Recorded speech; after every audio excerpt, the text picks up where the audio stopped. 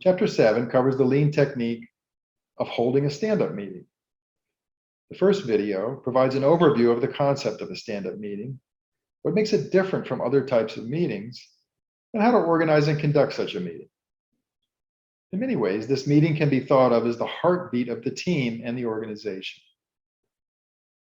The other video shows how Fastcap conducts their stand-up meetings. In this video, you can see how the stand-up meeting is a primary forum for communicating standard work to all employees in the group. However, you can also see how the stand-up meeting has a role in communicating company values and building the culture of trust. The meeting can also be a venue for identifying problems and making flow improvements.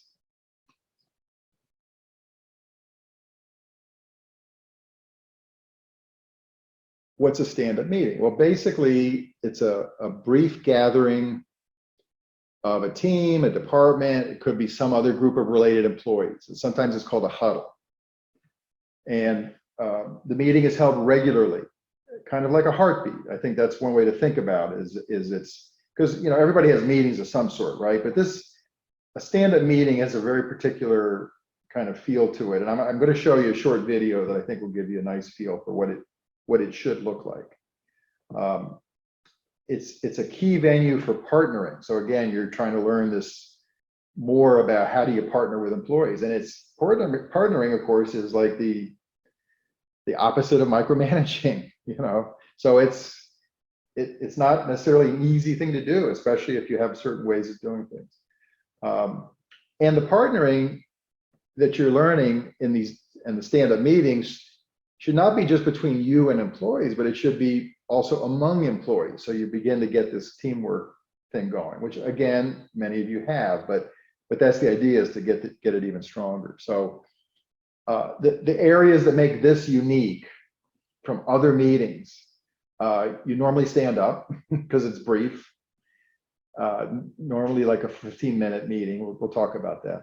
It's held regularly, like a heartbeat, and it's at the Gemba, at the place of work. And it's about partnering. Okay, so that's kind of what makes it different from other kinds of meetings. And again, it doesn't mean you'll suddenly go and say, okay, I'm going to hold a stand-up meeting. Maybe you do these already to some extent, and you can kind of evolve them into this idea of a stand-up meeting, but realize this is normally how it works.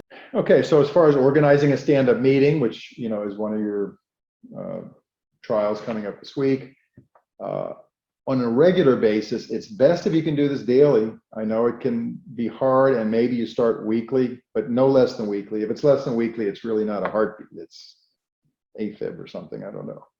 But meeting attendance, try to keep it, I normally feel, around 20 people or less. It can go over. You want to experiment with it. Different groups can hold their own meetings, have different meetings if need be. You do want the meeting location to be at or near the Gemba, the place of work of most of the attendees. And when you do have multiple shifts, so you maybe have a day shift and an evening shift, or you work in different time zones. Rennie, I don't know if I got Rennie on there, but I know Xolution has a lot of people over in Asia that they work with. So that makes it more challenging.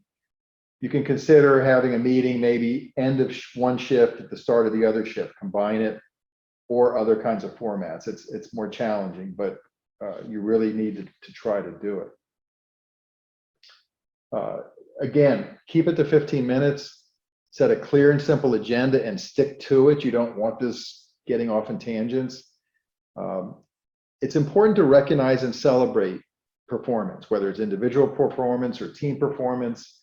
That's part of the partnering. But do it whenever appropriate. You don't just do it to do it. You do it when it's justified. If you are in work from home situations or remote offices, obviously Zoom or something similar can be a pretty good substitute for actually a physical meeting. It's not as great, but at least it's something.